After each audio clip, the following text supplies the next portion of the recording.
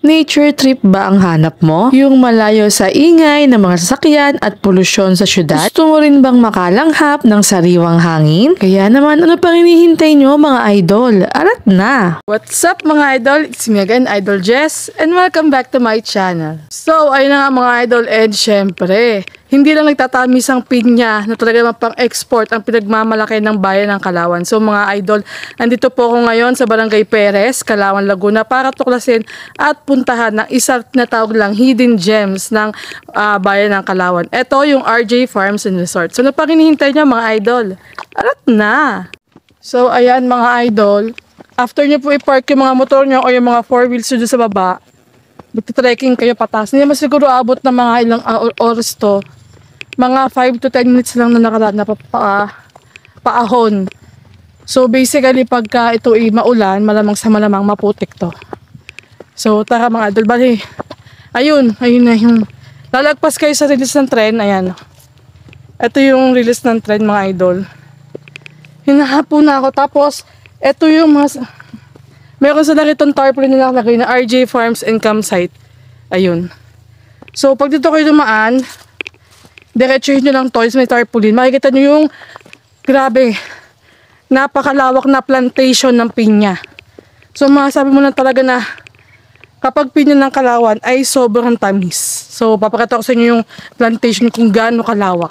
So ayun mga idol, kita nyo po, ayun po sa may baba yung mismong hot spring na RJ Farms Resort. So basically mga idol, kita nyo na po yan po ang plantation ng pinya.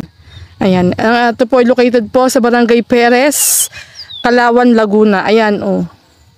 Kaya naman talaga masasabi yung sobrang tamis at quality ng pinya ng Calauan. Tapos ayun, nandun yung pinaka hot spring. So tara mga idol, punta natin yung kanilang hot spring resort. So, alat na! Bakit nga ba siya tinawag na RJ Farms? Ayun nga, bali dati kasi ito private. Actually ito ay 2 hectare farm ng pineapple. At private owned ito, so private lang talaga ito. So yung mga kubo-kubo or cottage dito ay para lang sa pamilya nila. Okay po. Ganyan. And then syempre may mga dumadayo dito at gustong maligo. Ayun, pwede naman. So yung owner po nitong farm, hinahayaang may mga dumayo, mga kaibigan, kakilala, ayun, na maligo dito. So naisip niya na i-convert na lang as a resort.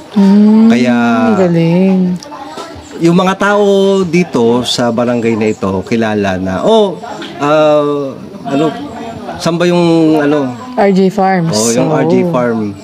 Ayun, so kilala siya doon sa dating pangalan noong resort. Ngayon, sabi nung may-ari, ipangalan daw niya sa apo niya. So kaya ang apo niya, ang pangalan is Robin James. Kaya naging RJ. So ito ay RJ Farm and Campsite. Ngayon, bakit may campsite? Kasi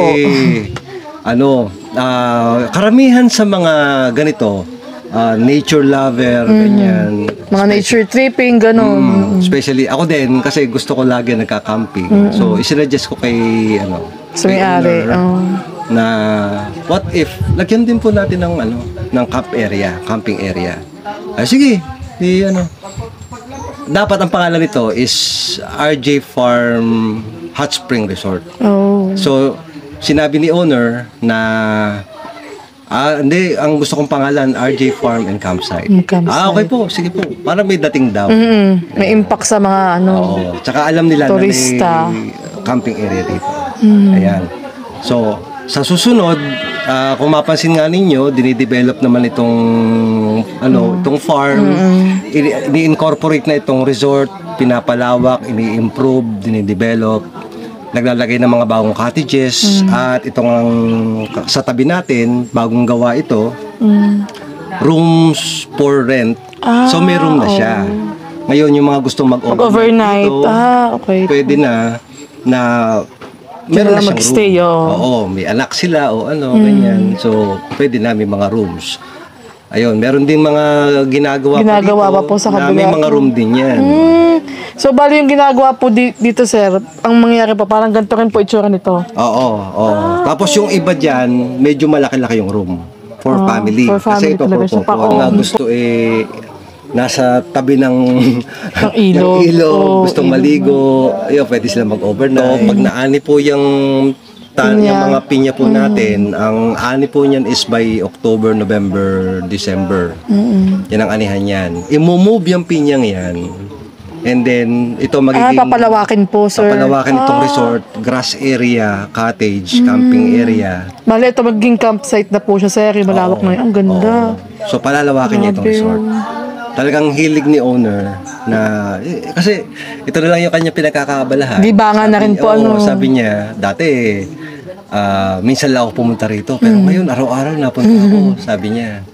Yeah, kasi nag-i-enjoy siya, masaya siya, nakikita niya na na-appreciate ang tao yung kanyang farm and itong paliguan. Ayan. So, constantly, yan, dinidevelop itong resort side. So, yung farm, yan, i-a-adjust lang yan. Kasi maganda attraction din yung pinya kasi sobra, sikat sir. ang Kalawan. Sa matamis na pinya. Kaya nga sabi ko sa may taas pa lang po kami, sa may grabe, napakalaki ng plantation niya. Mga ilang hectares nga po. Ito ay mga 2 hectares. Isipin, tapos pagka nagbunga pa siya, mas maganda siguro siyang tignan lalo. Pero yung 2 hectares na yun, total area yun ng lupa. Pero kung mapansin mo nga, hindi man lahat ay may pinya. May tanim. Oo. Kalimitan po, mga mangga, may siguro rambutan. yung mga nakikita mo, yung pare-parehas ang laki ng pinya. Kasi may mga bagong talim doon Opo. Itong pare-parehas ang laki, ito ay nasa mga, sa tingin ko, 30,000 puno. Grabe, dami. So, pag na-harvest po yung pinya rito, for selling din po siya. Oo. Ang balak dito ng owner, pag ito ay may bunga na at may naligo, nag-request ng pinya, for sale, per piece. Ang galing. Pwede silang mag-harvest. Tama yun nga sinasabi ko. Sige, pili po kayo dyan. Gusto ko yun. Yun, pag minapili sila, gusto nyo kayo mamitas, o ipitas namin kayo. Yun. Kasi mas maganda rin kumbaga video na makita na ikaw mismo napitas. Tataka din po kasi ako, sabi niyo po kasi hot spring. Di ba pag usually po kasi pag sinabing ilog, malamig siya. So, paano po nangyayari ng kanilang ilog, mainit or naging hot spring po? So, kaya nanggagaling. Dito sa Perez, actually, nade-develop na ito as resort area ng Kalawan. Ngayon, meron ditong ilog, yung kabila, ilog. Itong area ito, itong side na to, hot spring ang pinanggagalingan ito. So, alam naman nung karamihan yung sikat na Silva Camp Silva po. Oo, yun. Tawag nila Camp Silva. Camp Silva nga po. Actually is Silva Hot Spring. Silva Hot Spring. Iba yung Camp Silva. Bukod po. Oo. So yung Silva Hot Spring, isa yan sa source nito. Meron pa tayong Malanday Mercedes, meron pa tayong Hernandez, at meron pang maliliit na spring along doon sa taas na dito nagko-converge at dito dumadaloy. Meron ding super init tayo doon. Umaabot ng mga 40 degrees ang temperature yung kay Hernandez. Ngayon, siyempre pagbaba dito, galing kay Silva, galing kay Mercedes, at doon kay Hernandez. So, yung temperature niya, mainit doon. Dumadali dito, maligamgam na. Maligamgam na, okay. And ang nakakatuwa, pagka umaga, umulan, umaambon, siyempre malamig yung temperature ng itaas ng air. Siya. Oo, ngayon nausok siya. Wow, ang galing. So, sabi niyo rin sa campsite siya. So, meron po ba, just in case po na may mga tourist na pumunta po sa inyo ganyan, na wala pong dalang mga tents, or mas preferred po nila na hindi po mag-stay sa ganito sa room, mas preferred po nila ng tents. Meron po ba kayo available na rentable na tents? Or... Sa ngayon, iisa pa lang yung for rent na tent. Isa pa lang po. Hindi pa kasi nakakapag-invest sila sa mga tents na for rent. Ayan, kaya yung ibang mga campers, dala nila yung sarili nilang tent. Oo, yung mga tent nila. Pero wala pong kunyari yung paglalagyan po, wala pong rent or wala pong... Bali, ang tent pitching dito is 100 pesos. Day rate, pagka mag-overnight sila, 150 per tent. Okay po. Malinis tong tubig na to. Malinaw po. Malinaw, malinis. Actually, sabi nga nila, doon sa source, pwede mong inumin eh. So, ito talaga is, mainit na potable water actually. Okay, potable water. So malinis na malinis talaga yan. Ngayon, ang ginagawa ng mga tao, ng owner, early morning at nagre-refill sila ng mga pambanlaw doon sa CR.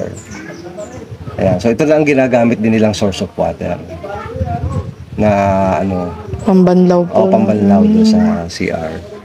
And then in the future nga, ito magkakaroon ng pavilion, grass area for activity. Ayun, continuous i-develop nila. Develop na. Sige sir, sana po one time pagka fully developed na po itong RJ Farms, makabalik po ulit kami dito. Oo naman. At makita po namin kung gaano kung gaano kalaki ang in-improve ng RJ Farms. Oo nga. Sana nga as soon as possible. Ito, pag naani itong Pinya. season na ito ng pinya, i-devote ng owner yung kikitain dito sa pag-develop naman ng resort. Ayan, so by next year makikita ninyo napakalaki na yung improvement nito. So abangan namin yan. Bago mag-summer. Abangan natin yung mga idol. So kapag maganda na yung kanilang resort, kahit naman hindi maganda, dapat pa rin dayuhin to kasi isipin nyo sa makakita na ilog na mainit ang tubig. Kasi usually talaga pag ilog talaga malamig yung tubig niya Tsaka yung iba, sa totoo lang, pagdayo nila dito, kung makikita mo doon sa mga comments ng mga videos, sa page. sobrang nag-enjoy daw sila. Ganun. Saka maganda sobrang yung lugar. peaceful po kasi isipin nyo napakalayo sa sabi nga na sobrang layo sa syudad na ang ingay, At saka, puro sakyan, pollution. Dito sa atin kasi may mga hot spring tayo pero ang lalayo na nilalakad nila. Sobrang trekking na mga 30 minutes. Pero ito kung mapansin naman ninyo, 5 minutes 5 minutes away from the highway na mga madaanan. Kaya nga.